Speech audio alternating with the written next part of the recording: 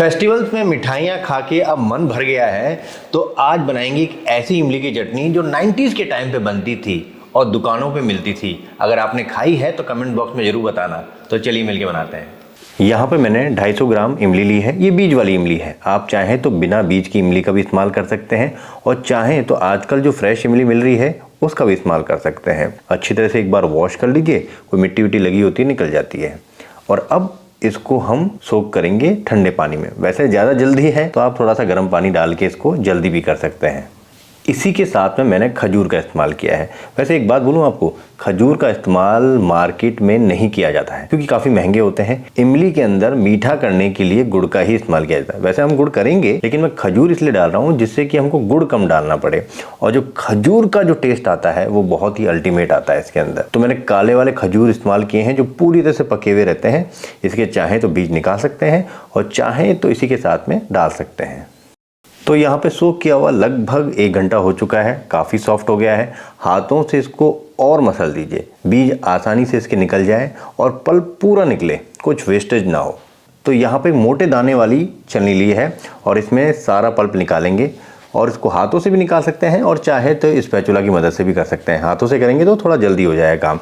और पानी का इस्तेमाल करना है जितनी ज़रूरत पड़े। भाई जितना पानी डालते जाएंगे ना आप, फिर उतना ही आपको पकाना पड़ेगा। तो कम से कम पानी का इस्तेमाल करेंगे तो काम अपने लिए बढ़िया रहेगा। मुझे भी यहाँ पे थोड़ा सा पानी का इस्तेमाल करना पड़ा, लेकिन कम से कम करना है, ज़्यादा नहीं करना है। अब आप इसमें देख सकते हैं इसमें कुछ ज़्यादा बचा नहीं है, सिर्फ बीज है और थोड़ी सी जो जालियाँ नहीं होती हैं मैश, वो है बस। यहाँ पे गुड़ का इस्तेमाल किया है 200 ग्राम। वैसे आप चाहें तो 250-300 ग्राम भी कर सकते हैं, लेकिन मैं रिकमेंड करता हूँ कि आप यहाँ पे खजूर मिलाइए। खजूर मिलाएंगे तो आपको इतना मीठा गुड़ की वजह से नहीं करना पड़ेगा। लेकिन गुड़ इसलिए डालना जरूरी है क्योंकि उसी से थोड़ा सा शेप आता है और लंबे टाइम तक ये प्रिजर्व रहता है। तो इसको छोटे छोटे भागों में तोड़ लेते हैं। इमली के और खजूर का जो पेस्ट हमने किया था वो यहाँ पे पकाने के लिए रख देते हैं। ये बहुत छींटे मारता है क्योंकि इसमें बहुत सारा पानी है। आप चाहें कोई बड़ा बर्तन भी रख सकते हैं या मेरी तरह एक जुगाड़ कर सकते हैं कि यहाँ पर आप एक ढक्कन लगा दीजिए और गैस की फ्लेम को लो टू मीडियम रखिए और बीच बीच में स्टर करते जाइए।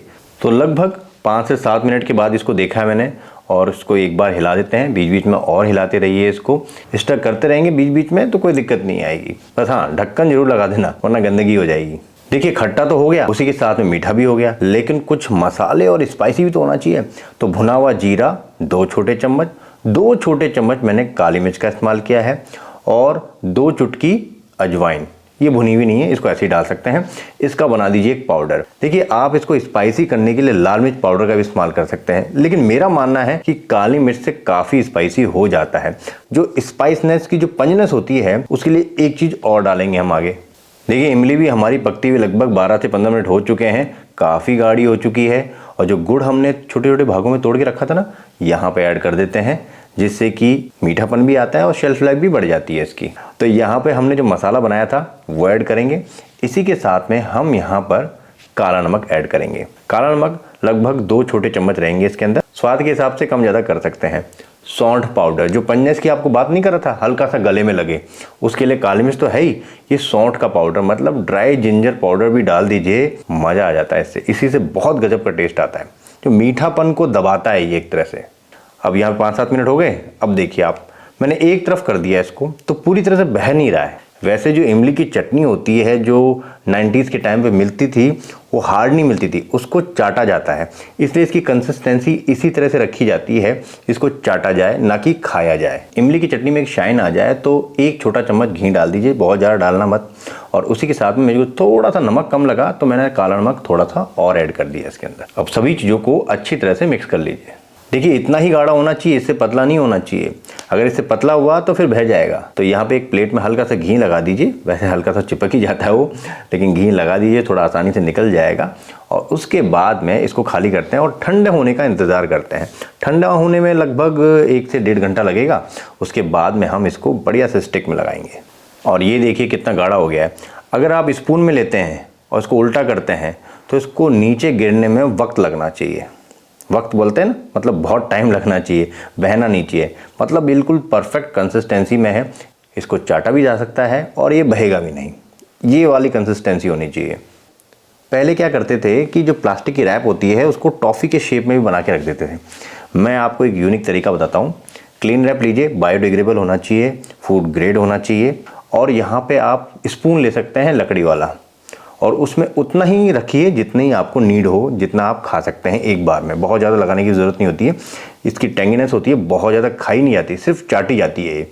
और अब इसको नाइफ से काटते हैं और इसी के साथ में इसको रैप कर देते हैं। सिंपल सा तरीका। अगर आप अपने प्लेट में रखना चाहते हैं तो ये बहुत बेस्ट तरीका है। इससे हाथ भी गंदे नहीं होते हैं और साथ साथ में देखने में भी अच्छी लगती है।